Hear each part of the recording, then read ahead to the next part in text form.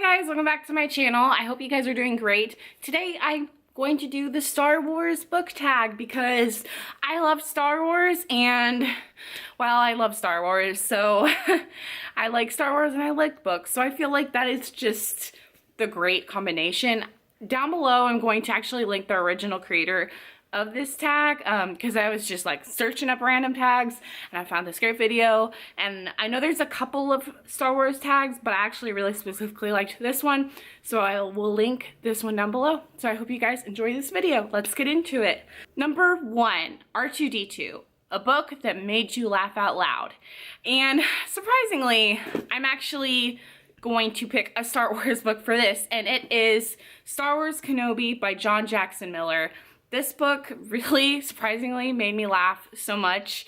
All the characters were so funny and interesting, and I've never laughed so much at a book before like this one. So, yes, and technically this isn't canon anymore, but I really suggest everyone read this because it's a really good book. It's really written really well, so yeah.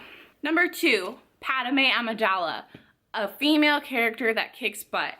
And with this one, I'm gonna go with Star Wars Ahsoka by E.K. Johnson, and I'm gonna go with the character, the title character, Ahsoka Tano, who's also a Star Wars character. So I really love how, like, especially in this book, you get to see kind of like her growth from like a Padawan more to a full-on Jedi, and she's one of my favorite Star Wars characters. So I thought, I mean, why don't I include her? So yeah. Number 3, Leia Organa, worst or best love triangle. And actually, I'm gonna go with worst love triangle, but it's kind of best. And I'm gonna go with Jem and Tessa and Will from the Mortal Instruments, actually the Infernal Devices series by Cassandra Clare. And the reason why it's the worst, because it is so hard for me to choose who I like want Tessa to end up with, because they're just hard. Like, at first I was like totally Jem, and like then I slowly decided no, I want her to end up with Will. And I'm not gonna spoil it, but obviously the end result was very fulfilling. Yeah, basically. So yeah, definitely gonna go with those 3 characters, that love triangle from this book. So number 4, Luke Skywalker, a new rising author that you've recently found that you love, and I'm gonna go with Taran Matharu. He is the author of The Novice, which I'm currently reading, and I'm like absolutely loving this book. The way it's written really honestly feels like it is written by a veteran author. So I really found myself really enjoying the way his writing style is, and doing some like interesting research on him. He actually started writing his stories on Wattpad, which is like it's kind of like fanfiction.net or fiction.net, where like people just write their stories online, and I think that's just so cool. It definitely gives me hope, like as like an inspiring writer, just to put my stuff out there, because you never know what it's gonna get. And honestly, I'm really loving this book, and I think everyone should check this book out. And yeah. Number 5, Anakin Skywalker, a book or a book series that started out well but ended bad. And with this book, I'm gonna go with The Silence of the Six by E.C. Myers. I really started liking the plot and the premise of this, but as I've read it more, I really hated it, and it was just not the book for me. I know there's some people that really love this book, and it's very popular among younger readers. Obviously not so young, but younger as in like teen readers.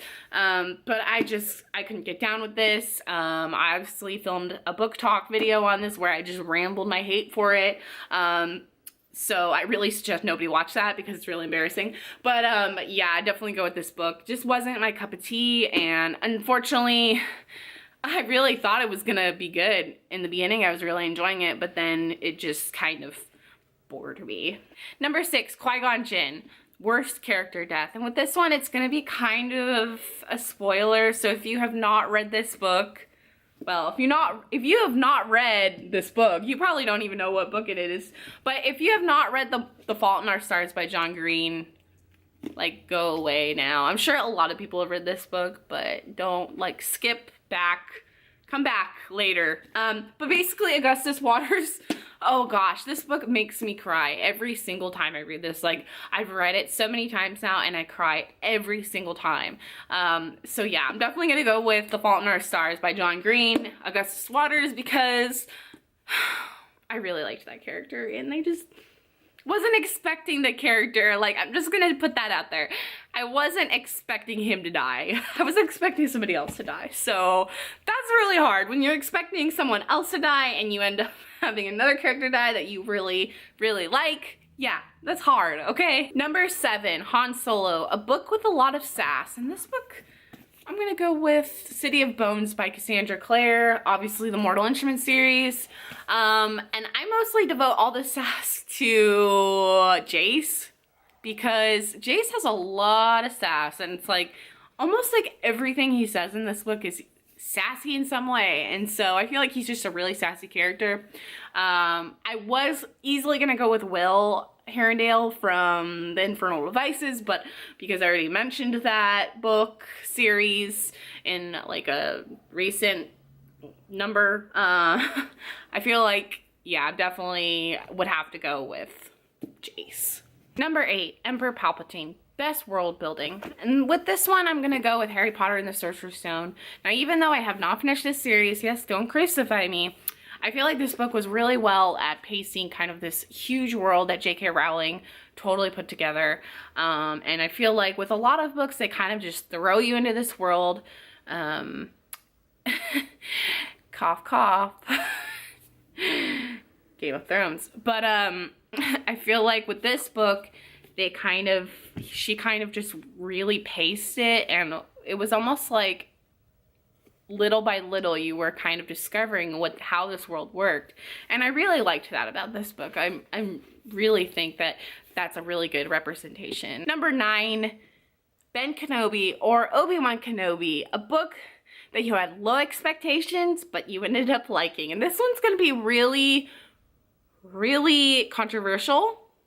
We're gonna go with Twilight by Stephenie Meyer. Okay, I thought, like, originally, I started reading this book after I saw Twilight, the movie, and I thought the hype and the fan base around Twilight was the dumbest thing ever. So I was like, okay, well, I've seen the movie, maybe I should read this book and see what this is like, because I feel like I need to decide for myself. And I actually really liked this book. I thought I was gonna hate it, and I know people will fight me and say how horrible this book is, and the movies are totally on a different spectrum. Believe me, I'm not gonna say that they're perfect, but I actually really found this book entertaining. I wouldn't say it's amazing, but I would say it's entertaining. So that, yeah, it definitely exceeded my expectations.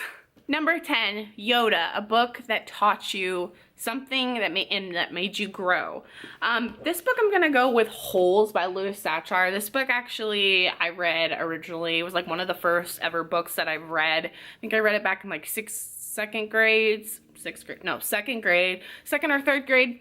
And honestly, this book really just taught me a lot about like family and like friendship, and just, you know, like willing to like do anything for your friends and help your friends out. And I really liked the friendship between Stanley and Hector, or Zero.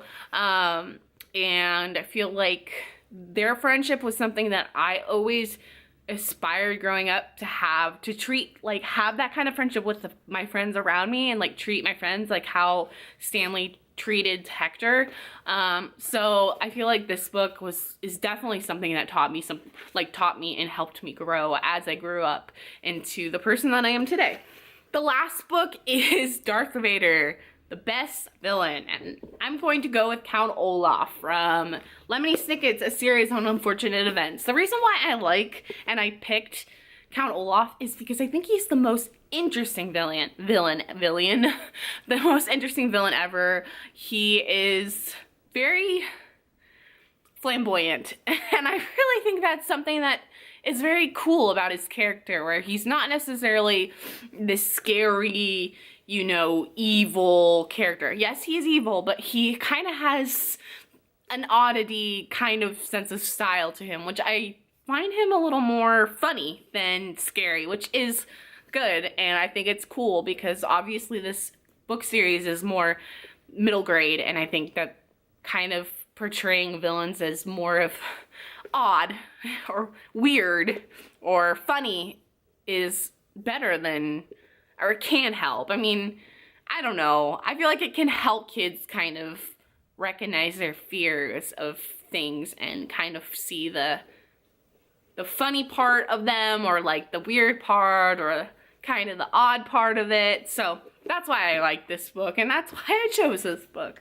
I hope you guys enjoyed this video. Again, I will put the original tagged video in down below. I'm sorry if the lighting got all weird. The sun is starting to go down when I'm filming this, so yeah, yeah, natural lighting, because I don't have a filming studio or anything, which I wish I did, but that's just what I have to deal with.